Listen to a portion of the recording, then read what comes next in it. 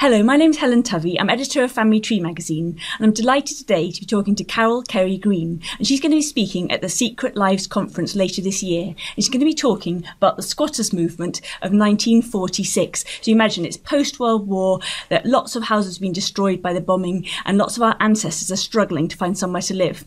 So how did you first get into this topic? It was through doing a postgraduate course when I used to work for the local housing authority. I did a course on policy and on the history of housing. And this was one of the topics that we covered in our second year.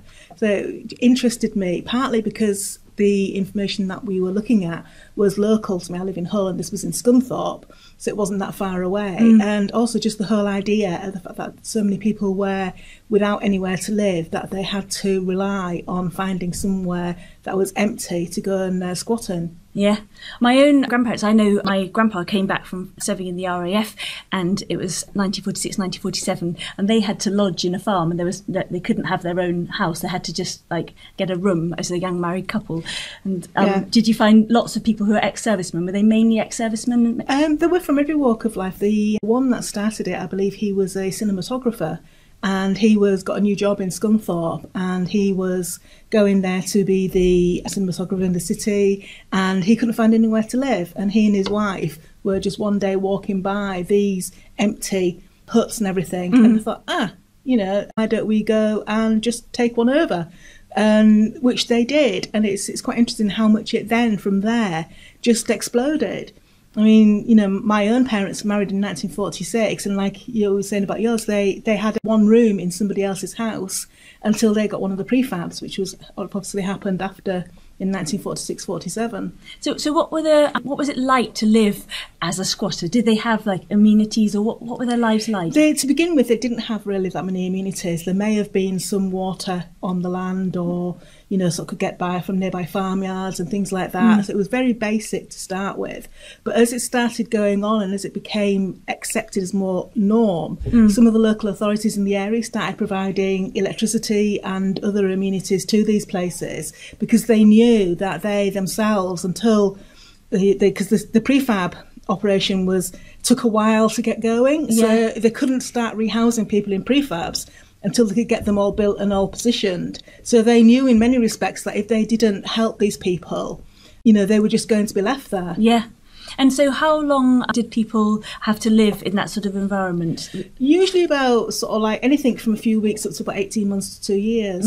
So it was could quite some time. And did you get a sense from reading the records, you reading first-hand people's accounts or newspaper reports? What sort of records did you find useful for doing research? Newspaper reports are very, very good, because there's quite a lot of reports about it. But there's also a film that was done by Pathé News in August 1946, I think it was, which was a whole report about this place. It was down south, and they went through all these street signs where people were using. They had a committee to decide what was happening in the area, and it showed in and give interviews with some of the ladies who were sat there knitting and talking about the children and how they were working on it and everything like that. But there are also records in mass observation, where they used to give, do write diaries and things like that. But there's also various records about people who just squatted themselves, but also those people who were aware of the squatting.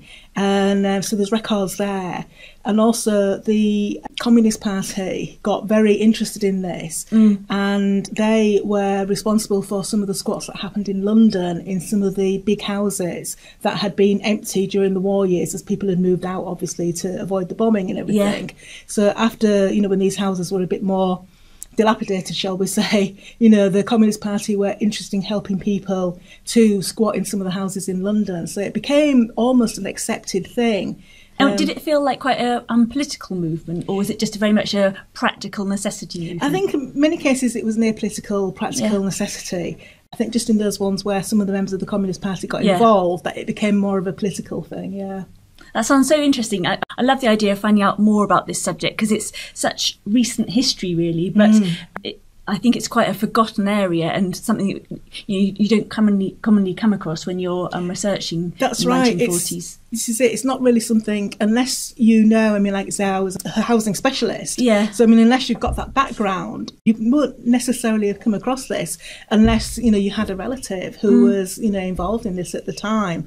And it could be anybody who was either living on the outskirts of a city or, you know, people living in the countryside. They were not just squatting in the old army barracks, but they were squatting in where they had the gun emplacements, you know, like the guns, and then there were like buildings there. They're squatting in there as well. Yeah. So it's quite interesting to see the kind of buildings that people were taking over. I remember reading one report about one that was a army base, and a gentleman had heard in the pub the night before that the army base was going to be billeted for Polish soldiers who were still in this country after the end of the Second World War. But he and a lot of his other friends were, you know, in the same situation where they had nowhere to live. And he'd been an ex-commander from the Second World War, so he arranged almost like a dawn raid. Yeah. And so they got there before the Polish soldiers could arrive and take over. Yeah. So they then got there first before anybody else could, and it was, you know, sort of quite interesting to see the way that they arrived and took over, and, you know, those who were on guard at the place were like, well, you know what's going on, sort of thing. You know, so. It's almost like after the orderliness of the Second World War, suddenly the war's not on, and everyone's much more, almost a little bit maverick. Yeah, I think there was a lot of that about, because people have been so used to having their lives controlled by the government, and now it got to the point where the government was still trying to control lives. There was still an awful lot of rationing and everything like that going on, but there was just nowhere for many people to go. A lot of families had been bombed out of the houses, and a lot of families had been billeted with other families during the Second World War, but then when the husbands and everything started coming home from the war, you didn't necessarily want to live with somebody else. Yeah. You know, sort of, and also there was no infrastructure there. Like normally you get housing being built all throughout different times, but during the war there was hardly any new housing built at all, so there was nothing to replace what had been bombed and destroyed.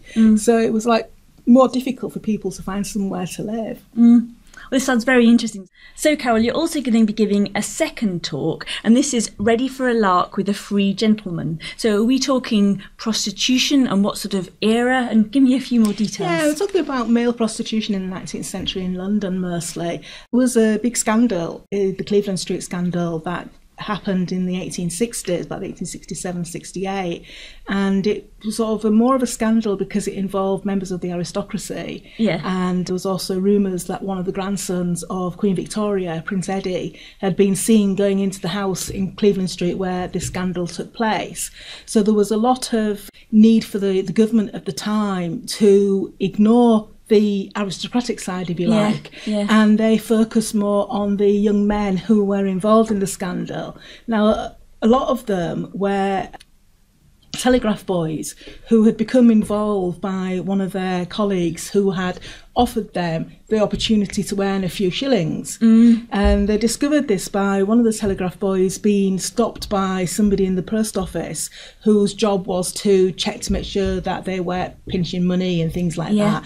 And this young lad had more money on him than he should have done. He certainly had more money than he would have earned.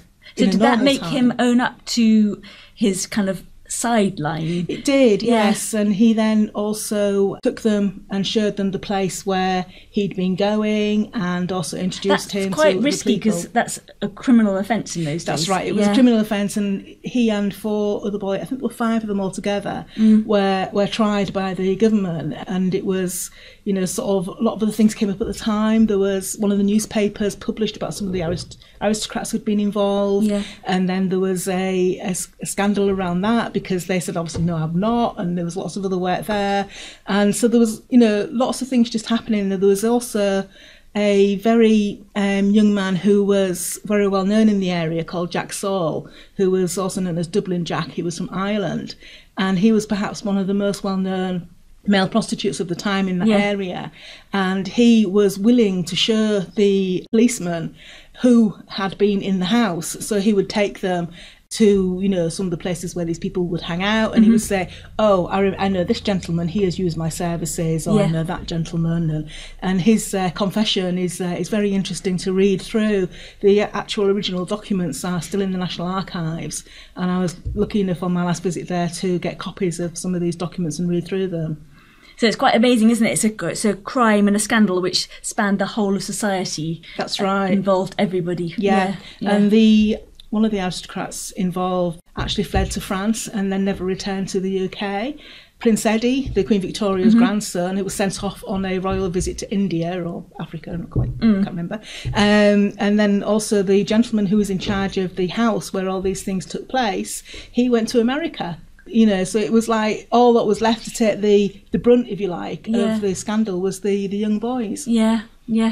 Crikey. Well, you never know what you're going to find out when you start looking into history of family history, do you? You don't. No, you never know what you're going to find out. And that's one of the interesting things about it, really. Yeah. So what are you looking forward to from the conference weekend? Like, because there's going to be lots of different aspects of untold history. And yeah, I mean, I'm just looking forward to the variety of the various talks that are going to be happening from, you know, the ones that I've seen. There's some really interesting discussions going to be happening. So I think it's going to be very difficult to pin down which talks you want to go and see each day. Just really go with an open mind. I think that's it, you know, to go each day and say, right, what do I want to see today? And, you know, and then just meeting other people, meeting the other speakers and getting together with colleagues and friends and everything as well for the social aspects of it. Yeah. Well, thank you very much, Carol. That's okay.